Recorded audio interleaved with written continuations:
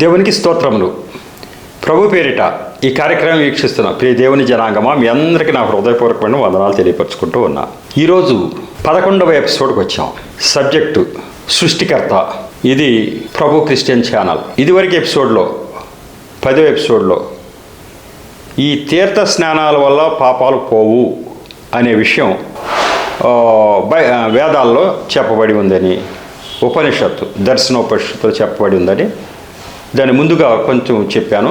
నేను అన్యజనుడుగా ఉన్న రోజుల్లో మేము ఇట్లా ఒక మంత్రం జపిస్తూ మా జన్మ పాపం కర్మ పాపం తీసే అయ్యా అని చెప్పి మేము స్నానాలు చేస్తున్నప్పుడు మంత్రం జపించేవాళ్ళం.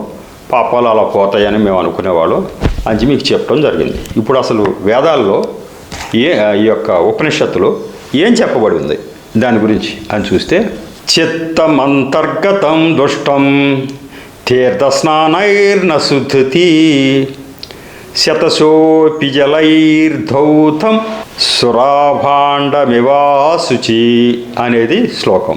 దర్శనోపనిషత్తులో 4:54 4వ అధ్యాయం కావచ్చు, 54 వచనం. చిత్తమందు అంతర్గతములైన మలిన గుణములు కేవలము తీర్థ స్నానముల చేత తొలగ నేరవు. దాని అర్థం, హృదయంలో ఉన్నటువంటి మలిన గుణాలు అవన్నీ కూడా మనం వెళ్ళి తీర్థ స్నానాలు చేస్తే ఆ తీర్థ నదులు, పుణ్యనదులు అని చెప్పిన వాటిలో తీర్థ స్నానాలు చేస్తే అవేమీ తొలగవు. నీళ్లతో పెక్కుసార్లు కడిగినను కళ్ళుకుండా శుభ్రపడునా అనేది దీని అర్థం. కళ్ళుకుండా వాసన కంపు కొడుతూనే ఉంటుంది నువ్వు ఎన్నిసార్లు కడిగినా. అలాగే నువ్వు ఎన్నిసార్లు స్నానం చేసినా లోపల ఉన్నటువంటి విషయాలలో మార్పు లేకపోతే నీకు ఏమీ ఉపయోగం లేదు అని చెప్పడం జరిగింది. కాబట్టి తీర్థ స్నానములు వల్ల ఏమీ ఉపయోగం లేదు అని చెప్పి మనం భ్రమపడి అలా స్నానాలు అని చెప్పి వెళ్ళటమే కానీ మరి అదంతా భ్రమే అని చెప్పడం జరిగింది. నేనైతే పుష్కరాలు ఎప్పుడైనా వస్తే ఎంత దూరం ఉన్నా పుష్కరాలకి వెళ్ళి ఆ నదుల్లో స్నానం చేసేవాళ్ళం. మా ఫ్యామిలీ మెంబర్స్ని కూడా తీసుకెళ్ళాం. అటుకి ఎంత శ్రమో నాకు అసలు ఇప్పుడు గుర్తొస్తుంటే ఎందుకు చేశాను ఈ పిచ్చి పనులు అనిపిస్తా, అంతగా శ్రమ పడ్డాను నేను. ఒక నదిలో స్నానం చేస్తే పాపాలు పోతాయి. ఎట్లా పోతాయి? పైగా ఆ సమయంలోనే ఆ పుష్కరాల సమయం ఉంటుంది. ఆ సమయంలోనంట ఒక్కొక్క దేవత ఆ నదిలో ఉంటుందట. ఒక్కొక్క దేవత ఆ నదిలో ఉంటుందట. అప్పుడు స్నానం చేస్తే అన్నీ పోతాయట. ఇక నువ్వు ఏ తప్పులన్నా చెయ్యి అవి పోతాయట. అట్ట అంటే నమ్మేశాం. అలా ఎన్నో తొక్కిసలాట్లు, ఎన్నో ఇబ్బందులు అక్కడ సుదీర్ఘంగా ప్రయాణాలు చేసి చేయటం జరిగింది. మరి ఇప్పుడు అంతా తెలిసిన తర్వాత అసలు మన వేదాల్లో దీనివల్ల ఏమాత్రం ఉపయోగం లేదని చెప్పడం. అప్పుడు తీరా వెనక్కి చూసుకుంటే నీళ్లలో దేవత ఉండవేంటి, మన పాపాలన్నీ పోతామేంటి, ఆ నీళ్ళలో ఆ దేవత మళ్ళీ ఎప్పుడు ఎందుకు ఉండదో ఆ రోజుల్లోనే ఉంటుందా? అది ఏంటి కదా? ఏమన్నా రుజువా ఉందా ఏమన్నా అంటే ఏమీ లేదు. ఆ స్నానం చేస్తే పలానాడికి నా పాపం పోయింది ఈ పుష్కరంలో అన్నది ఎక్కడైనా ఉందా? ఏమీ లేదు. కానీ నమ్మకంతో అలా జరుగుతోంది. ఇప్పుడు బైబిల్ గ్రంథంలో కూడా అట్లాంటి మాటలే ఉన్నాయి. ఇర్మియా గ్రంథం 2వ అధ్యాయం 22వ వచనం చెప్తా ఉంది, నీవు క్షారముతో కడుక్కొనినను విస్తారమైన సబ్బు రాచుకొనినను నీ దోషము మరకవలే నాకు కనబడుచున్నది. ఇది ప్రభువగు యెహోవా వాక్కు అంటున్నాడు. నువ్వు ఎన్ని స్నానాలన్నా చెయ్యి, సబ్బు రాసుకో, కానీ నీలో ఉన్నటువంటి దోషం నాకు కనపడుతూనే ఉంటుంది. కాబట్టి దానివల్ల ఏమీ ఉపయోగం లేదని బైబిల్ గ్రంథం చెప్పింది. మరి దేనివల్ల ఉపయోగం అంటే మారు మనస్సు వల్ల ఉపయోగం బైబిల్ గ్రంథం అంతా చెప్తున్నాను. అక్కడ కూడా వేదాల్లో చెప్పింది దీనివల్ల బట్టికి పాపం పోదు అని చెప్పాడు. అలాగే మనిషి ఎలా జీవించాలి అనే విషయాల్లో కూడా వేదాల్లో చాలా చోట్ల ఎలా చేయాలనే విషయాలు ఉన్నాయి. కాబట్టి దీని ద్వారా ఈ జ్ఞానము లేకే కదా మరి నేను ఒకప్పుడు ఇట్లా తిరిగాను. కాబట్టి ఇటువంటి జ్ఞానం మరి వేదాల్లో ఈ మాట చెప్పబడిందో అన్న విషయం నాకు అప్పట్లో ఎవరు చెప్పలేదు, నాకు తెలియదు. అలాగే ఇప్పుడైతే మనం చెప్దాం. కనీసం చెప్తే వేదాల్లో ఈ మాట ఉంది కదా అని తెలుసుకునే విషయం వాళ్ళు తెలుసుకుంటారనే ఉద్దేశంతో మరి మనం ప్రజల ముందుకు వెళుతూ ఉన్నాం. మరి ఈ యొక్క వచనాల ద్వారా సృష్టికర్త ఎప్పటికప్పుడు ఆయన ఎలా చేయాలో ఎలా ఉండకూడదో బైబిల్ గ్రంథంలో అక్కడ ఇజ్రాయెల్ ప్రజలకు మాత్రమే కాక ప్రపంచంలో అందరికీ చెప్పాడు. ముఖ్యంగా భారతదేశంలో ప్రజలకైతే వేదాల ద్వారా చెప్పేశాడు. అది మనం గ్రహించకపోవటం అనేది అది వేరే విషయం, కానీ దేవుడు ముందుగానే చెప్పేశాడు. మరి అలాగే ఇంకొక అంశం తీసుకున్నాం, సృష్టికర్తనే ఆరాధించాలి, ఎవరిని పడితే వాళ్ళని ఆరాధించకూడదని. ఎక్కడో సృష్టికర్తనే ఆరాధించాలన్న విషయం ఎక్కడుంటుంది? బైబిల్ గ్రంథంలో ఉంది, అది అందరికీ తెలుసు. కానీ మరి ఈ యొక్క వేదాల్లో ఉపనిషత్తుల్లో కూడా ఉంది అనే విషయం మరి ఇప్పుడు వరకు మనకు తెలియదు. ఇప్పుడు మనం తెలుసుకుందాము, ఇతరులకు తెలియచెప్తాం. భస్మజాబాలోపనిషత్తు అనే ఉపనిషత్తులో 2వ అధ్యాయం 2వ వచనంలో ఇలా చెప్పబడి ఉందట. యతో వా ఇమాని భూతాని జాయంతే ఏన జాతాని జీవంతి యత్క్రయ నృవి సంవిశంతి తం మామేవ విదిత్వోపాసీత భూతేభిర్దేవేభి రభీష్టంతో అహమేవ అనేది శ్లోకం. ఎవరి వలన ఈ ప్రాణులందరూ జన్మించుచున్నారో, ఎవరి వలన జీవించుచున్నారో, ఎవరి యందు ప్రవేశించుచున్నారో అట్టి నన్ను తెలుసుకొని ఉపాసించవలెను. ప్రాణికోట్ల చేతను దేవతల చేతను కోరబడువాడను నేనే అయి ఉన్నాను అని చెప్తోంది. దీన్ని బట్టి ఈ ప్రపంచం అంతా కూడా ప్రజలందరూ, అసలు ఎవరి వలన ప్రాణులందరూ, మనుషులే కాదు, ప్రాణం ఉన్న వాళ్ళంతా, ప్రాణం అంతా ఎవరి వల్ల జరుగుతుంది, ఎవరి వల్ల జీవిస్తున్నారు. కాబట్టి తర్వాత ఇక్కడ ఇక్కడ అయిపోయిన తర్వాత శరీరం ఇది ఎవరు ఎందుకు ప్రవేశిస్తుంది, ఎక్కడికి వెళ్తుంది? అట్టి నన్ను తెలుసుకోవాలి. నేను ఎవరో తెలుసుకుని ఆ ఈ ప్రాణులందరినీ ఎవరి వశంలో ఉన్నట్టు లెక్క? సృష్టికర్త. ఆ సృష్టికర్త తెలుసుకుని నన్నే ప్రార్థించాలి అని చెప్పి వేదాల్లో ఉంది. అన్నప్పుడు సృష్టికర్త ఎవరో ఖచ్చితంగా మనం ప్రయత్నం చేయాలా వద్దా? ప్రయత్నం చేస్తే మనకు దొరుకుతాడు. సృష్టికర్త ఎవరు? నేనైతే ప్రయత్నాలు చేశాను. సృష్టికర్త ఎవరు ఎక్కడ అయితే అక్కడ నేను యాత్రలో అడిగేవాడిని. మనకు అసలు సృష్టికర్త ఎవరంటే అది మనకు తెలియదండి అన్నారు. ఎవరికి వాళ్ళే ఏ గ్రంథంలో చూసినా ఎవరు నేను సృష్టికర్తను, నేను సృష్టిని చేశాను అన్న వాళ్ళు మరి ఏ గ్రంథంలో కనపడలా. కాబట్టి సృష్టికర్త అన్న ఆయన మనకు తెలియదండి. అది ఎంత మరి అది చాలా లోతైన విషయం, మనకు తెలియదు అన్నారు. కానీ సృష్టికర్త ఎక్కడున్నాడు అంటే బైబిల్ గ్రంథంలో ఉన్నాడు, వేదాల్లో కూడా చెప్పేశాడు సృష్టికర్త నేను ఎట్లా అని చెప్పేసి. కాబట్టి మనం తెలుసుకోలేదు, కానీ దేవుడైతే ఆయన వంతు కర్తవ్యం అందరికి తెలియపరిచేశాడు. అదే విషయం మరి సృష్టికర్తను మాత్రమే ఆరాధించాలన్న విషయం కొరింథీయులకు రాసిన మొదటి పత్రిక 8వ అధ్యాయంలో 4 నుంచి 6 వచనాలు ఎలా చెప్తా ఉన్నాయి. లోకమందు విగ్రహం వట్టిదనియు, ఒక్కడే దేవుడు తప్ప వేరొక దేవుడు లేడనియు ఎరుగుదుము. లోకంలో విగ్రహం వట్టిదని, ఒకే దేవుడు తప్ప వేరొక దేవుడు లేడని ఎరుగుదుము. దేవతలు అనబడిన వారును ప్రభువులు అనబడిన వారును అనేకులు ఉన్నారు. ఇంకో దేవతలు అనే పేరుకు చాలామంది ఉంటారు, ప్రభువులు అనేవాళ్ళు కూడా ఉంటారు. ఆకాశమంది అయినను భూమి మీదనైనను దేవతలు అనబడినవి ఉన్నను మనకు ఒక్కడే దేవుడు ఉన్నాడు. ఆకాశంలో కానీ మరి మనకు చెప్తారు ఈ దేవతలు మరి పడదోయబడిన దేవదూతలు, వాళ్ళు ఆకాశంలో సంచరిస్తారు, భూమి మీద తిరుగుతున్నారని బైబిల్ వాక్యమే చెప్తుంది. ఈ దేవతలు అనబడిన వాళ్ళు ఉన్నప్పటికీ మనకు ఒక్కడే దేవుడు. వాళ్ళు ఎలా తిరుగుతూ ఉంటాడు? మన దేవుడు మనకు ఒక్కడే, ఆయన తండ్రి, ఆయన నుండి సమస్తము కలిగను, ఆయన నిమిత్తము మనం ఉన్నాము.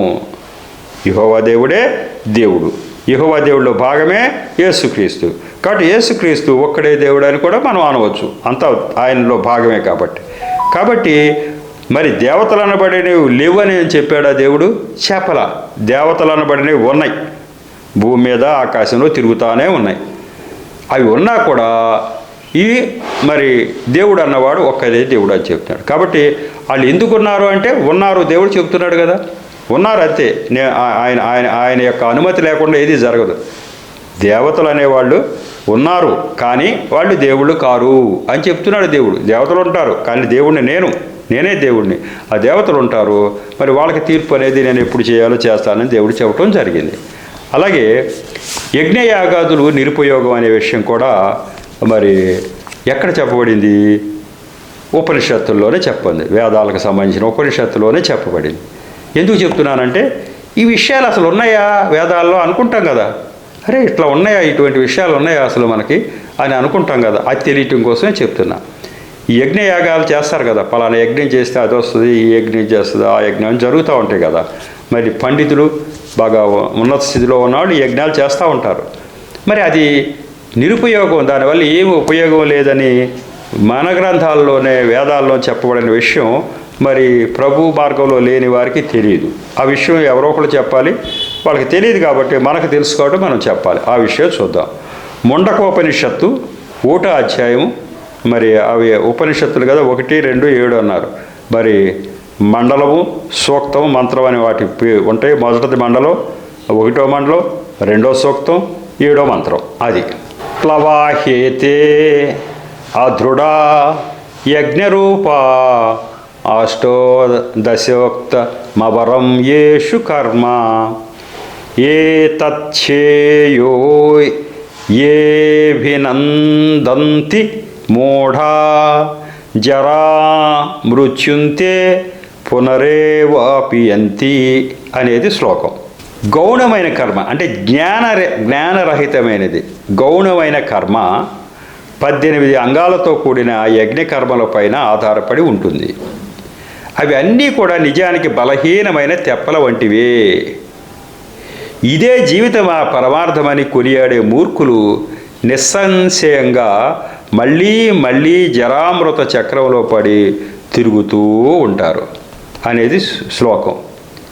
ఈ యజ్ఞాలు చేసేప్పుడు రకరకాలుగా 18 ఆ యొక్క భాగాలు ఉంటాయి కావాలి. అవన్నీ ఆ కర్మలన్నీ ఇది చేయాలి, అది చేయాలి. ఆ కర్మలు వాటిని గౌణమైన కర్మలు అంటున్నాడు. జ్ఞానరహితమైంది, ఏదో అది చెప్తే చేయటమే, దాంట్లో జ్ఞానమే ఉండదు. అటువంటి కర్మలు 18 అంగాలతో ఉన్నట్టు కర్మలు చేస్తారు యజ్ఞాల్లో. అవన్నీ కూడా నిజానికి బలహీనమైన తెప్పల వంటివే. అవన్నీ కూడా ఎందుకు పనికిరావు. ఇదే జీవిత పరార్థాన్ని కొనియాడే వాళ్ళు మరి మూర్ఖులు, వాళ్ళు అలాగే కొట్లాడుతూ ఉంటారు అని చెప్పి ఈ యొక్క ఉపనిషత్తులో చెప్పబడింది. కాబట్టి ఎన్నో రకాలటువంటి ఆ యొక్క అంశాలు, ఆ యజ్ఞంలో ఇవిడి ఉన్న అంశాలు ఇవన్నీ కూడా వట్టిది అని చెప్పాడు. అదే విషయాన్ని మన బైబిల్ గ్రంథంలో 2 వచనాల ద్వారా మరి ఈ రచయిత గారు చెప్పారు. అందుకు సమూయేలు తాను సెలవిచ్చిన ఆజ్ఞను ఒకడు గైకొనుట వలన యెహోవా సంతోషించినట్లు ఒకడు దహన బలులను అర్పించుట వలన ఆయన సంతోషించునా? ఆలోచించుము. బలులు అర్పించుట కంటే ఆజ్ఞను గైకొనుటయు పొట్టేళ్ల క్రొవ్వు అర్పించుట కంటే మాట వినుటయు శ్రేష్టము. 1 సమూయేలు గ్రంథం 15వ అధ్యాయం 22వ వచనం అలా చెప్పింది. అంటే ఏంటంటే ఈ యొక్క మనకిక్కడ బలులు అర్పించడం ఉంది కదా ఈ యొక్క బైబిల్ గ్రంథం ద్వారా. నువ్వు బైబిల్ ఈ యొక్క బలులు, అర్పణలు, దహన బలులు అన్నీ అర్పించినప్పటికీ కూడా దానివల్ల దేవుడికి ఏ సంతోషము లేదు. దేవుడికి ఎప్పుడు సంతోషం అంటే ఆయన చెప్పిన ఆజ్ఞ ఉన్నట్టుగా పాటించడం అని చెప్తాడు. ఇక్కడ ఈ సందర్భం కూడా మీకు తెలిసే ఉంటుంది. సౌలు రాజుగారు దేవుడు చెప్పిన ఆజ్ఞను అతిక్రమించాడు. అప్పుడు సమూయేలు గారి ద్వారా దేవుడు హెచ్చరించాడు, నేను చెప్పిన ఆజ్ఞను అతిక్రమించి నువ్వు ఈ బలులన్నీ చేస్తున్నావే, దీనివల్ల ఏమీ ఉపయోగం లేదు. ఇవన్నీ అర్పించడం కంటే నా మాట వింటూ శ్రేష్టం అని అక్కడ చెప్పడం జరిగింది. అలాగే హెబ్రీ పత్రిక 10వ అధ్యాయం 4వ వచనం ఇలా చెప్తా ఉంది, ఏలయనగా ఎడ్ల యొక్కయు మేకల యొక్క రక్తము పాపములను తీసివేయట అసాధ్యము. ఇట్లా జంతువుల యొక్క రక్తం ప్రోక్షణ ఇది చేయటం వల్ల ఇది పాపము పోదు. మరి బైబిల్ గ్రంథంలో మరి ఈ బలులన్నీ ఉన్నాయి కదండి. అంటే అప్పటికి దేవుడు వాటిని అనుమతించాడు. అప్పటికి ఆయన ఇచ్చినటువంటి ఆ బలులు, దహన బలులు అవన్నీ కూడా యేసు ప్రభువారు శిలువయాగం జరగకముందు టెంపరీగా, తాత్కాలికంగా వాళ్ళకి పాపాలు పోటాకి ఇట్లా బలులనే దేవుడు ఏర్పరచడం జరిగింది. కానీ ఆ తర్వాత కాలంలో యేసు ప్రభువారు శిలువయాగం అయిపోయిన తర్వాత హెబ్రీ పత్రిక ద్వారా పౌలు గారి ద్వారా చెప్పింది ఏంటంటే ఇప్పుడు ఆ యొక్క బలులు, దహన బలులు వాటి వల్ల ఏమీ ఉపయోగం లేదు, అటువంటివి మీరు చేయవద్దు. మీరు దేవుడికి స్తోత్ర బలి అర్పించాలంతే. స్తోత్రాలు చేస్తే అది చాలు, ఆయన మాట వింటే చాలు అని చెప్పడం జరిగింది. కాబట్టి ఈ యొక్క బలుల వల్ల ఏమాత్రం ఉపయోగం లేదు అని ఇక్కడ చెప్పడం జరిగింది. అక్కడ ఏం జరిగింది, యజ్ఞాలు చేస్తున్నారు, ఆ యజ్ఞాల్లో కూడా ఒక బలి జరుగుద్ది. యజ్ఞాల్లో ఒక జంతువుని, ఆ గుర్రమనో మేకనో ఆ యజ్ఞాల్లో దాన్ని బలి పశువు చేస్తారు. దానివల్ల ఏమీ ఉపయోగం లేదు అని చెప్పడం జరిగింది. కాబట్టి ఈ యొక్క వచనాల వెలుగులో బైబిల్ గ్రంథంలో దేవుడు ఏదైతే చెప్పాడో అవే ఈ యొక్క వేదాల్లో కూడా చెప్పబడినవి. అంటే ఆయన చెప్పకపోతే ఎవరు చెప్తారు? ఆయన ఆత్మ ద్వారా రాసించకపోతే రాసే మునులకి ఏమైనా తెలుసా? ఇవన్నీ వాళ్ళు ఎప్పుడూ యజ్ఞాలు చేసే మునులే వాళ్ళు ఇది తప్పు అని మళ్ళీ వాళ్ళు రాసుకుంటారా? వాళ్ళు చేసే యజ్ఞాలు అన్నీ తప్పు అని వాళ్ళు రాసుకుంటారా? రాసుకోరు కదా. దేవుడు యొక్క ఆత్మచేత రాయించకపోతే ఎట్లా రాస్తారు ఇది తప్పు అని? కాబట్టి దేవుడే రాయించాడు. అలాగే ఇంకో అంశం కొడుతున్నాను, అంటే ఇంపార్టెంట్ శ్లోకాలే చెప్తున్నాను. అన్ని శ్లోకాలు చెప్పాలంటే టైం అది అంత ఎక్కువగా అయిపోద్ది కాబట్టి ఇంపార్టెంట్ మాత్రమే చెప్తున్నా. విగ్రహారాధన చేయకూడదు అనే పదాలు బైబిల్ గ్రంథంలో ఉన్నాయి, కానీ వేరే చోట్ల ఎక్కడన్నా ఉన్నాయా అంటే ఉందట. వేదాలకు సంబంధించిన దర్శనోపనిషత్తు 4వ అధ్యాయం 58వ వచనంలో ఆ మాటలు ఉన్నాయట. అవి అట ఎందుకు అంటున్నానంటే ఎవరికి తెలియవు కాబట్టి. అట అంటే ఉన్నాయట అని ఎందుకు అంటున్నామంటే ఎవరికి ఇప్పటికీ సరిగ్గా తెలియదు. ఇప్పుడు బయటికి తీస్తే ఉన్నాయి అని తెలుస్తా ఉంది. ఆ యొక్క శ్లోకం ఏంటంటే, అంతస్థం మాం పరిత్యజ్య బహిష్టం యస్తు సేవతే హస్తస్థం పిండ ముత్కృజ్ఞలిహే కోర్పరమాత్మనః అనే శ్లోకం. హృదయములో నివసించు నన్ను విడిచిపెట్టి బాహ్యమైన బొమ్మలను సేవించువాడు తన చేతి అందలి అన్నపు ముద్దను వదిలి మోచేతిని నాకు వాడగును అని చెప్పి ఈ యొక్క దర్శనోపనిషత్తులో ఉంది. కాబట్టి దీని ద్వారా మనం గ్రహించేది ఏంటంటే బాహ్యమైన బొమ్మల్లో దేవుడు లేడు అని వేదాల్లో చెప్పబడి ఉంది. ఎక్కడున్నాడు దేవుడు అంటే హృదయంలో ఉన్నాడు. ఆత్మస్వరూపుడు హృదయంలో ఉంటాడు. బైబిల్ గ్రంథం అదే చెప్పింది. నేను ఆత్మ కాబట్టి ఆరాధించేవాడు ఆత్మతోనూ సత్యంతోనే ఆరాధించవాలని యోహాను సువార్త 4వ అధ్యాయంలో చెప్పబడింది. కాబట్టి ఆత్మ నేను హృదయంలో ఉంటా, ప్రతివాడి హృదయంలో ఉంటా, అది గమనించట్లేదు. కానీ కాబట్టి మీరు బొమ్మల్లో ఉన్నారు అనుకుంటే అది తప్పు అని చెప్పి ఈ యొక్క వేదం చెప్తా ఉంది.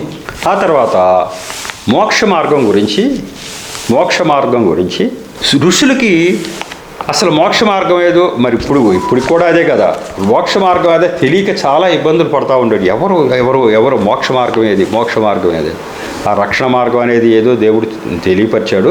అది తెలియక వాళ్ళు చాలా ఆలోచించుకుంటూ వచ్చారు. ఏంటి అంటే దాంట్లో ఋగ్వేదం 3వ మండలం 54వ సూక్తం 5వ మంత్రం ఇలా చెప్తా ఉంది. కో అద్దా వేదక ఇహ ప్రవోచత్ దేవాం అచ్చాపచ్చా ఒకా సమేతి దహక్ష ఏషా మవమా సదాంసి పరేషు యాగుహ్యేషు రతేషు అనేది శ్లోకం. దాని అర్థం దేవలోకమునకు సరైన మార్గం ఏది? ఋషి అడుగుతున్నాడు ఈ శ్లోకం ద్వారా. అసలు దేవలోకానికి వెళ్ళాలంటే సరైన మార్గం ఏది? నిజముగా ఈ మార్గమును ఎరిగిన వారు ఎవరికి తెలుసు ఈ మార్గం? ఇప్పుడు దానిని ఎవరు తెలియజేయగలరు? మనకి ఎవరు చెప్తారు ఈ విషయాలు?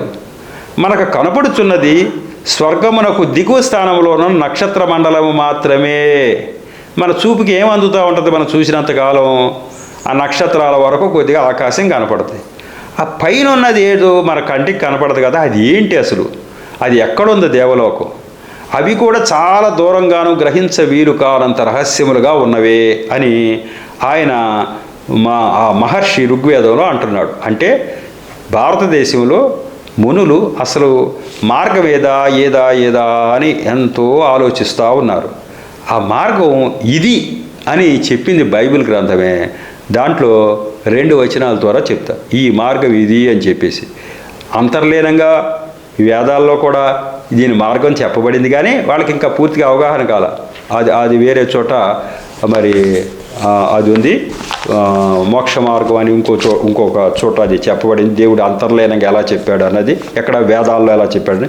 ఇప్పుడైతే బైబిల్ గ్రంథంలో ఈ విషయాలు ఏది దారి అన్నదానికి ఇదిగో ఇది దారి అని దేవుడే సాక్షాత్తు ఆయనే తన ప్రవక్తల ద్వారా మాట్లాడిపించాడు. ఏంటంటే సామెతల గ్రంథం 15:24 ఇలా చెప్తా ఉంది. క్రిందనున్న పాతాళమును తప్పించుకొనవలెనని బుద్ధిమంతుడు పరమునకు పోవు జీవ మార్గమున నడుచుకుంటాడు అని సామెతల గ్రంథంలో ఉంది. ఈ ఆలోచన ఉంటే పాతాళాన్ని తప్పించుకోవాలని, ఈ నరకం తప్పించుకోవాలని ఆలోచించేవాడు జీవ మార్గం ఎక్కడుందా అని వెతుక్కుని దాంట్లో వెళ్తాడు. అయితే యోహాను సువార్త 10వ అధ్యాయం 9-10 వచనాల్లో ఆ మార్గం ఇది అని దేవుడు చెప్పేశాడు. ఏంటంటే, నేనే ద్వారమును, నా ద్వారా ఎవడైనా లోపల ప్రవేశించిన ఎడల వాడు రక్షింపబడిన వాడే లోపలికి పోవచ్చు, బయటకు వచ్చుచు మేత వేయచ్చు ఉండును. దొంగతనమును హత్యను నాశనమును చేటుకు వచ్చును కానీ మరి దేనికి రాడు. గొర్రెలకు అంటే మానవులకు జీవము కలుగుటకును అది సమృద్ధిగా కలుగుటకును నేను వచ్చి తినని మీతో నిశ్చయముగా చెప్పుచున్నాను అని యేసు ప్రభువారే చెప్తున్నాడు యోహాను సువార్తలో. నేను వచ్చిందే అందుకయ్యా, మీరు అందరూ ద్వారం ఏది, మార్గం ఏది అని ఆలోచించుకుంటున్నారే. మార్గం ఇది, నేనే మార్గము, నా ద్వారానే ఎవరైనా సరే రక్షింపబడాలి అని చెప్పి ఈ దేవుడు చెప్తున్నాడు. ఇంకా ఎవరన్నా దొంగతనానికి వెళ్తాడు కానీ నేను వచ్చింది ఎందుకో చెప్పనా, మిమ్మల్ని అందరినీ ఆ మార్గం చూపించడానికి నేను వచ్చాను అని దేవుడు చెప్తా ఉన్నాడు. కాబట్టి ఈ మాటలు మరి రక్షణ మార్గం అని ఇంకో చోట ఉంది, అది వేరే అంశంలో ఉన్నట్టుంది, దాన్ని నేను మీకు చెప్తాను. ఇది ముగించేలోపు ఆ రక్షణ మార్గం గురించి దేవుడు ఎక్కడైనా లోకరక్షకుడు అని చెప్పాడు. ఆ యొక్క మాటలు కొద్దిగా ఇక కొంచెం వివరంగా అయితే లేవు కానీ ఉంది. లోకరక్షకుడు అనే ఒకటి ఉంది. అది నారద భక్తి స్తోత్రాలు 5వ అధ్యాయము 5వ వచనం ఇలా చెప్పబడి ఉందట వేదాల్లో. వాటిల్లో మోదంతే పితరో నృత్యంతి దేవత సనతి సేయం భూర్భువతి అని ఉంది. ఈ లోకానికి ఒక రక్షకుడు రాబోచున్నందున పితరులు ఆనందిస్తున్నారు, దేవతలు ఆనందంతో నాట్యమాడుతున్నారు. అంతవరకు ఉంది. రక్షకుడు ఆయన ఒక ఆయన రాబోతూ ఉన్నాడు. నిజంగా వేదాల్లో ఇవన్నీ రాయించింది ఎప్పుడు?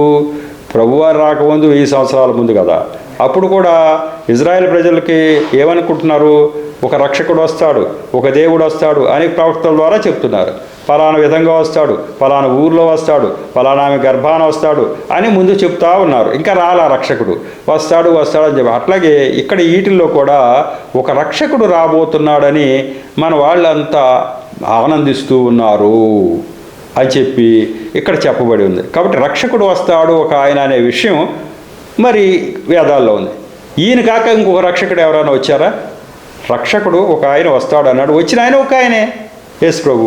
కాబట్టి వీళ్ళంతా వెతుకుతున్నారు, కానీ ఒక రక్షకుడు రాబోతున్నాడు అబ్బాయి. వచ్చిన ఆయన చెప్తాడు, ఇదిగో ఇది దారి అని చెప్పి. అట్లాగే ఇంపార్టెంట్ మాటగా చెప్పుకుందాం, దేవుని గురించిన జ్ఞానం. దీని గురించి, దేవుడి గురించిన జ్ఞానం గురించి భగవద్గీతలో చెప్పబడిందంట ఒక మాట. భగవద్గీత 9వ అధ్యాయం 2వ వచనం ఇలా చెప్పబడి ఉంది. రాజ విద్యా రాజగుహ్యం పవిత్రమిదముత్తమం ప్రత్యక్షావగమం ధర్మ్యం సుఖం కర్తుమవ్యయం అని చెప్పి ఉంది. ఈ సృష్టికర్తను గురించిన జ్ఞానము విద్యలలోకెల్లా శ్రేష్టమైంది చెప్తున్నాడు. సృష్టికర్తను గురించిన జ్ఞానమే విద్యలలోకెల్లా శ్రేష్టమైంది. రహస్యములలోకెల్లా అతి రహస్యమైనదియు సర్వోత్కృష్టమైనదియు పవిత్రమైనదియు ప్రత్యక్షముగా తెలియదగినదియు ధర్మయుక్తమైనదియు అనుష్ఠించుటకు మిగులు సులభమైనది నాశరహితమైనది అయి ఉన్నది.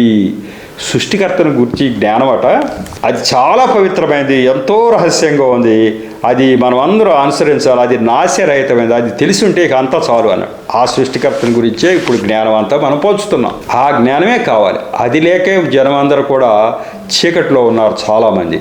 ఆ జ్ఞానం అటువంటిదని. ఇక రోమపత్రిక 1వ అధ్యాయం 20-23 వచనాల్లో బైబిల్ గ్రంథంలో సృష్టికర్తను గురించి ఏం చెప్తుందో వినండి. దేవుని అదృశ్య లక్షణములు అనగా ఆయన నిత్యశక్తియు దేవత్వమును జగదుత్పత్తి మొదలుకొని సృష్టింపబడిన వస్తువులను ఆలోచించటం వలన తేటపడుచున్నది.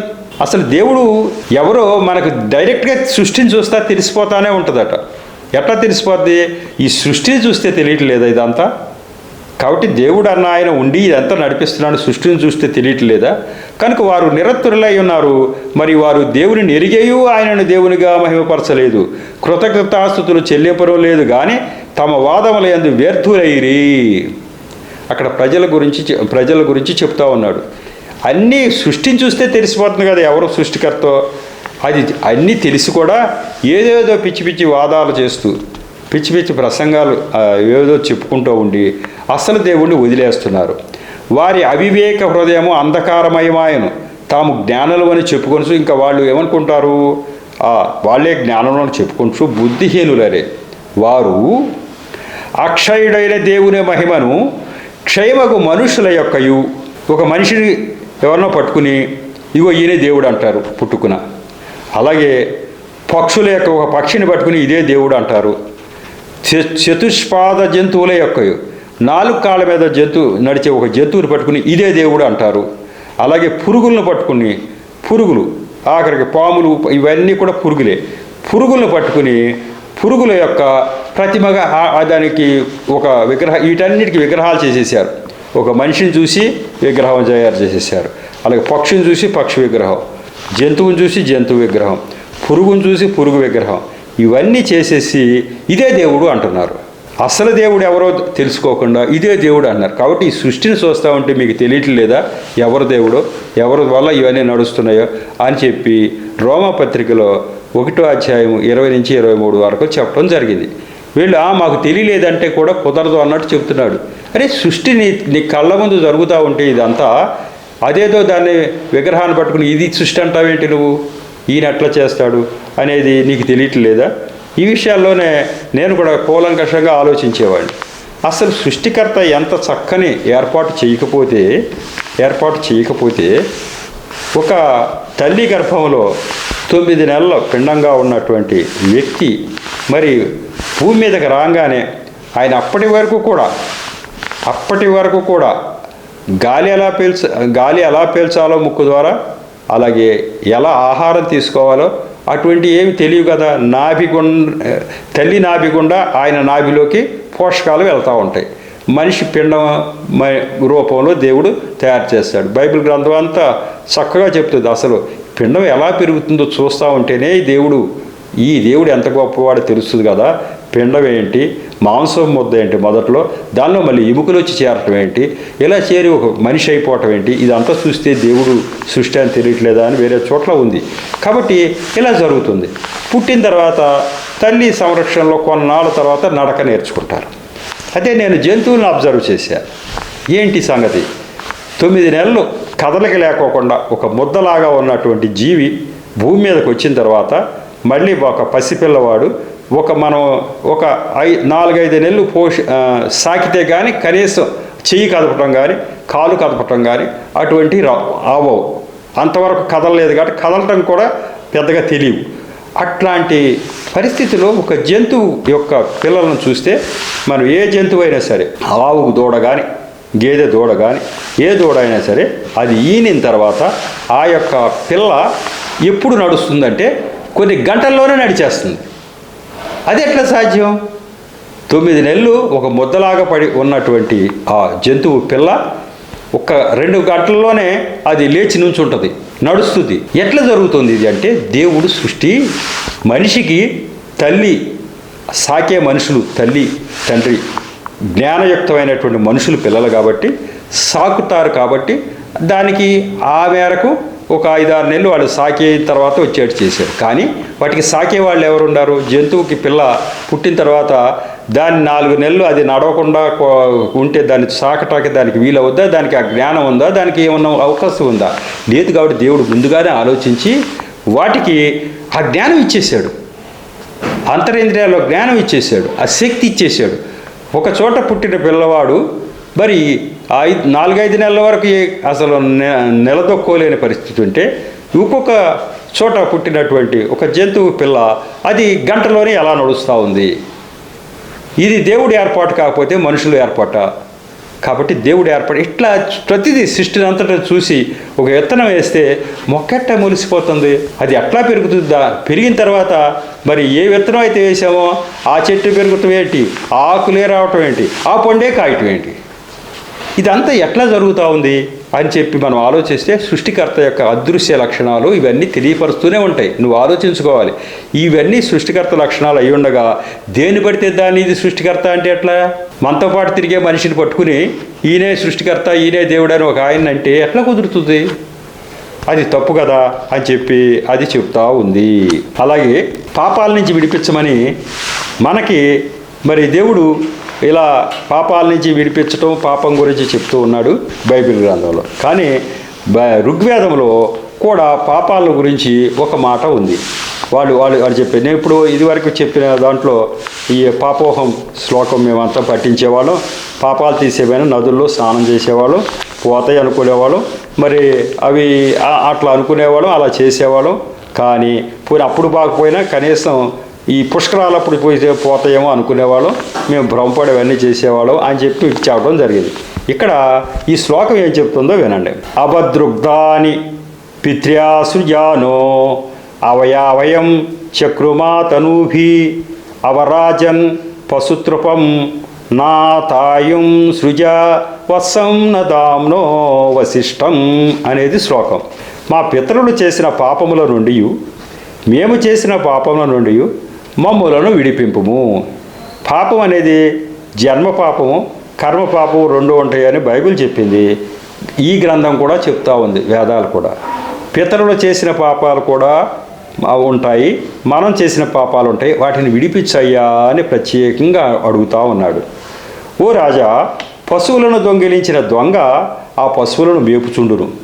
ఆ దొంగ చేతిలో నుండి పశువులను విడిపించే రీతిగాను, కట్టబడి ఉన్న ఆవు దూడను విడిపించే రీతిగాను వశిష్ఠుడనైన నన్ను పాపముల నుండి విడిపించు అని దేవుడికి ప్రార్థన చేశాను.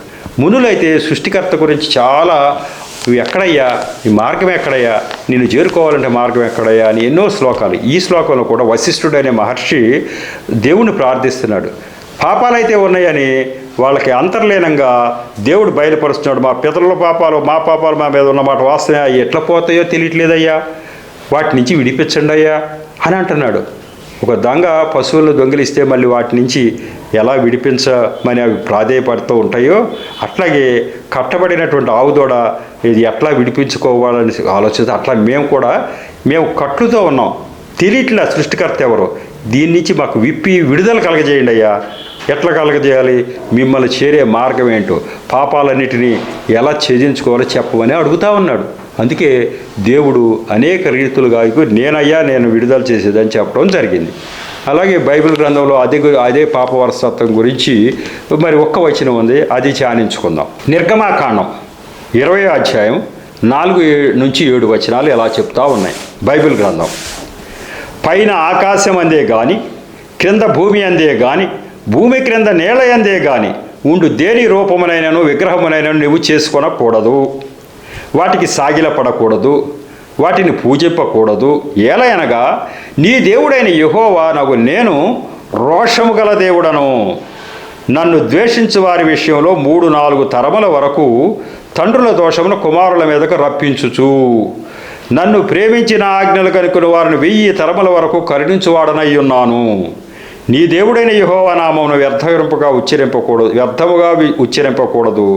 యెహోవా తన నామమును వ్యర్థముగా ఉచ్చరింపు వారిని నిర్దోషిగా ఎంచడు అని చెప్పి ఆ యొక్క 10 ఆజ్ఞల్లో ఇచ్చినటువంటి నిర్గమాకాండంలో ఇచ్చిన 10 ఆజ్ఞల్లో ఒక ఆజ్ఞ, నేను రోషము గల దేవుడని, నేను రోషం గల దేవుడిని కాబట్టి నేను దేవుడిని అయి ఉండగా దేన్ని పెడితే దాన్ని, పశువుని పక్షిని దేన్ని పెడితే దాన్ని నువ్వు దేవుడు అంటే అసలు నేను తట్టుకోలేను, నాకు అంత రోషం ఉండాలా లేదా? దేవుడైన వాడికి సృష్టికర్త ఉండాలా లేదా?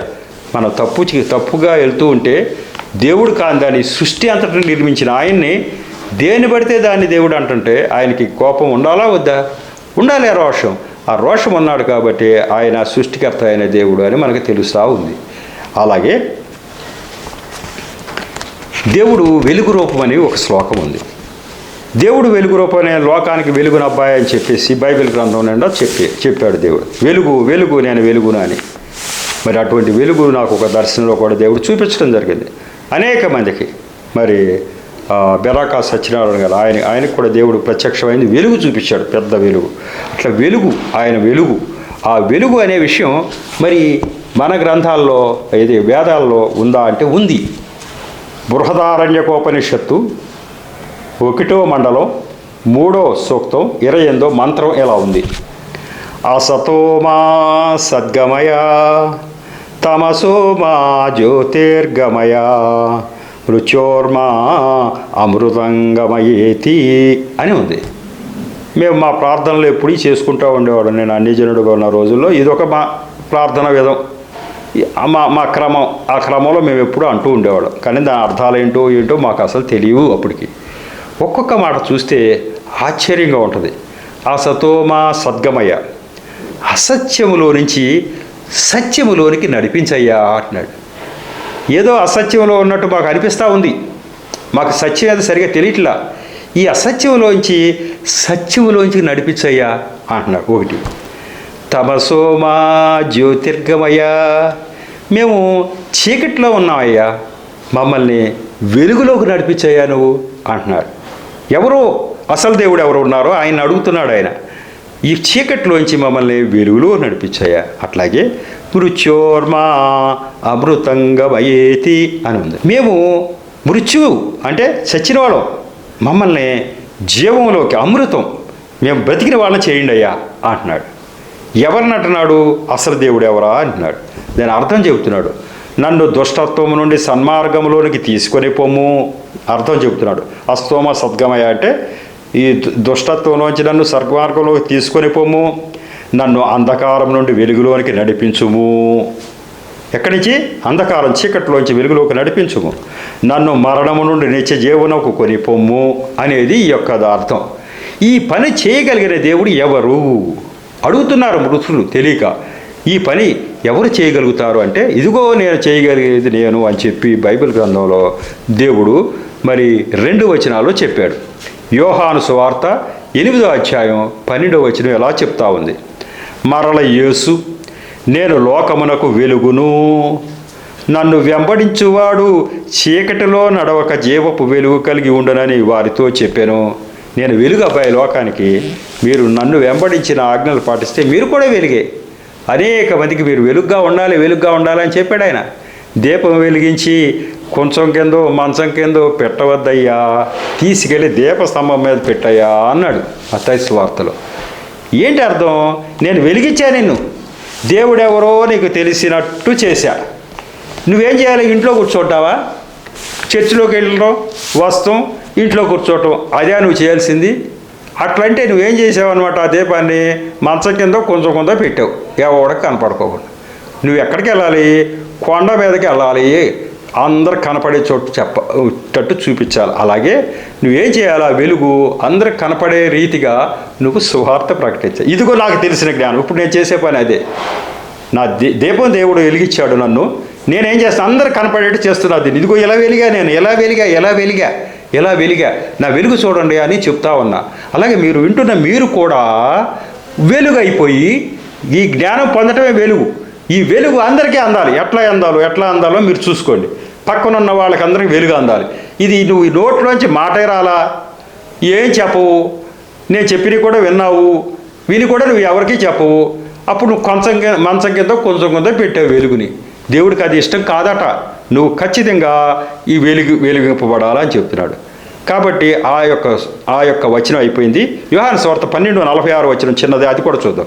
నా యందు విశ్వాసమించు ప్రతివాడు చీకటిలో నిలిచి ఉండకుండునట్లు నేను ఈ లోకమునకు వెలుగుగా వచ్చి ఉన్నాను, వెలుగుగా వచ్చేసానని దేవుడు చెప్తా ఉన్నాడు.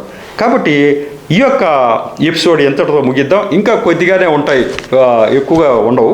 ఇంకొక ఎపిసోడ్లోకి దీన్ని ముగింపు తీసుకెళ్దాం అనుకుంటున్నా. ఏది? గుండాబత్తిని గారు రాసినటువంటి వేదాల్లో యేసు ప్రభు దర్శనం అనే పదాలు. ఆ తర్వాత ఇంకా సృష్టికర్త ఇంకా ఎన్నో యాంగిల్స్లో నిరూపణకు వెళ్ళబోతా ఉన్నాం. కాబట్టి ఈ యొక్క మాటలను దేవుడు దీవించను కాక చిన్న ప్రార్థన చేసి ముగిస్తా. కృపగల దేవ ప్రభువా, మీకు వందనాలు స్తోత్రాలు తెలియచుకుంటున్నాను తండ్రి.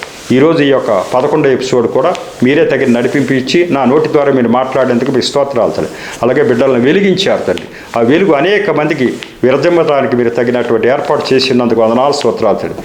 ఈ కార్యక్రమం వీక్షిస్తున్నటువంటి బిడ్డలను దీవించండి. టీవీ యాజమాన్యాన్ని, ఇక్కడ పరిచర్య చేస్తున్న బిడ్డలందరూ కూడా దీవించమని, నన్ను నా పరిచర్య కూడా దీవించమని యేసు నామములో ప్రార్థించి వేడుకుంటున్నా తండ్రి. ఆమేన్. మరొకసారి మీ అందరికీ నా వందనాలు తెలియజేయండి.